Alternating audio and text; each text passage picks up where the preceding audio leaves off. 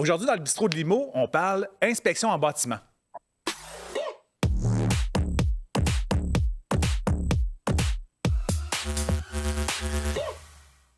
Hey, bonjour à tous, bienvenue dans une nouvelle capsule Bistrot de Limo, là où on répond à vos questions en immobilier. Aujourd'hui, on a un spécialiste avec nous qui s'appelle Stéphane Brabant, courtier immobilier Remax dans le secteur de Vaudreuil-Soulanges. Bonjour Stéphane, comment ça va? Salut Philippe, ça va bien toi? Très bien, et je vois que fidèle à ton habitude, tu nous as amené un professionnel de l'inspection en bâtiment. Oui, on a Fred Greffard d'inspecteur avec nous aujourd'hui. Oui. Oh wow! Fait que fondateur ou même propriétaire, devrais-je dire, d'inspecteur. Donc, on a une grosse pointure, comme on dit. Fait qu'on on a des transactions qui se passent. On a, en effet, souvent le réflexe de faire inspecter la bâtisse avant de l'acheter. Fait que comment on gère un peu ce volet-là, si on veut, en immobilier, Stéphane? Présentement, c'est sûr, certains les inspecteurs, on va solliciter les inspecteurs autant en achat je veux dire, plus à l'achat qu'à la vente. Mhm. Parce qu'en pré-achat, c'est ça, nos acheteurs veulent vraiment s'assurer qu'ils n'ont pas d'enjeu. Puis, c'est toute une protection là, que de faire ton inspection au bâtiment. Puis, on se doit de le recommander aussi.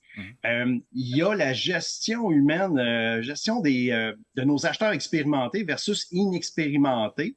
Nos inspecteurs doivent vraiment s'adapter à chacun des acheteurs.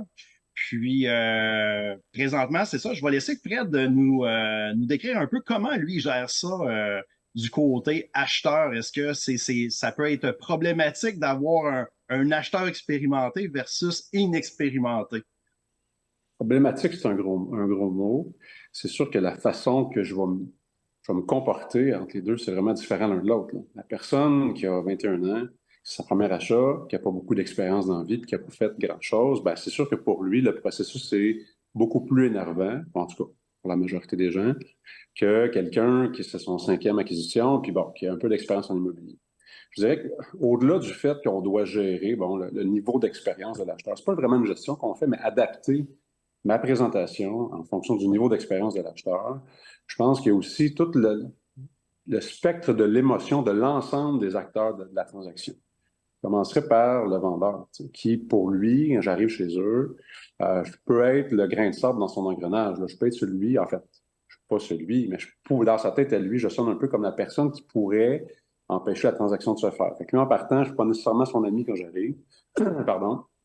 Alors là, il faut gérer un petit stress de ce côté-là. Généralement, j'arrive un peu d'avance, je prends mon temps, je discute avec lui. Bon, ça l'apaise, il voit que je suis une personne comme lui, puis que je suis souriant, puis je suis sympathique. En partant, ça apaise un peu les tensions.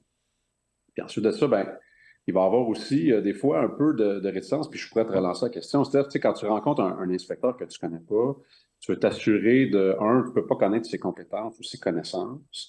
Alors, des fois, ça peut être un peu stressant, disons, de savoir la personne qui va inspecter la maison. Fait que là aussi, un peu de gestion d'émotions peut-être à faire avec les courtiers immobiliers qui ne nous connaissent pas. Tu sais, je ne sais pas ce que tu en penses. Bien, c'est sûr et certain que nous, de notre côté, si notre acheteur nous demande un nom d'inspecteur, nous, on a différents critères, c'est sûr et certain. On va essayer de proposer. On doit proposer trois inspecteurs. On va proposer des inspecteurs pour nous qui ont, les qualifications, mais qui pourraient bien s'adapter aussi avec la personnalité de nos gens. Là, on a la situation où, oui, on a l'inspecteur qu'on connaît, il y a aussi l'éventualité où on a l'inspecteur qu'on ne connaît pas. Là, on souhaite que ce soit un inspecteur qui ait les bonnes compétences puis qui puisse traiter nos clients de la bonne façon. Là. Ouais, mais ça revient toujours au choix de l'acheteur, oui. Ça, c'est clair. Et puis, tu sais, on revient un peu à l'essence de la question.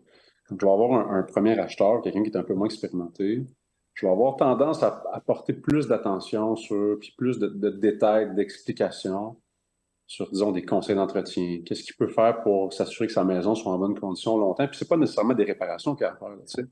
Fait que vraiment prendre le soin d'expliquer comment ça fonctionne un changeur d'air, qu'est-ce qu'on fait, tu sais, tant qu'à autre chose, ça marche comment. Puis souvent, ces gens-là, ils sont avides de savoir, ils veulent avoir d'explications, puis ils veulent avoir. Fait avec eux, je vais prendre plus de temps, avec un langage peut-être simplifié, sans nécessairement les prendre pour des niaiseux, mais vraiment un langage différent que quelqu'un qui a eu plusieurs maisons, avec qui, ben là, on va avoir un langage peut-être un peu plus, je dirais, construction. les gens qui ont plus d'expérience, on va parler des termes plus précis. Bon, il y a ça à réparer, voici comment ça peut être fait.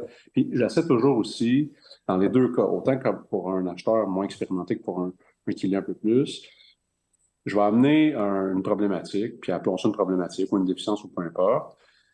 Et je vais toujours essayer d'avoir l'aspect solution aussi qui va suivre. Parce que la bonne nouvelle, c'est qu'en construction, comme dans la plupart des domaines qu'on peut vivre, ben, il n'y a pas juste un problème, il y a toujours une solution qui vient avec. Alors, je pense que c'est important pour les gens de savoir il y a des points sur lesquels il faut qu'il y ait l'amélioration ou des choses à travailler. Puis c'est important que je puisse leur apporter des pistes de solutions. Je pense que ça fait partie de mon travail. Fantastique. Hey, good. Merci, Fred. Merci beaucoup, Stéphane et Fred, en effet. Donc, si vous avez des questions qui demeurent sur le sujet, dans le fond, de l'inspection en bâtiment, mais n'ayez pas crainte d'aller voir les réseaux sociaux et de Stéphane et de l'inspecteur. Beaucoup de réponses qui vont être sur ces deux réseaux sociaux-là. Donc, sur ce, je vous invite à rester à l'écoute pour voir d'autres capsules dans le bistrot de l'IMO.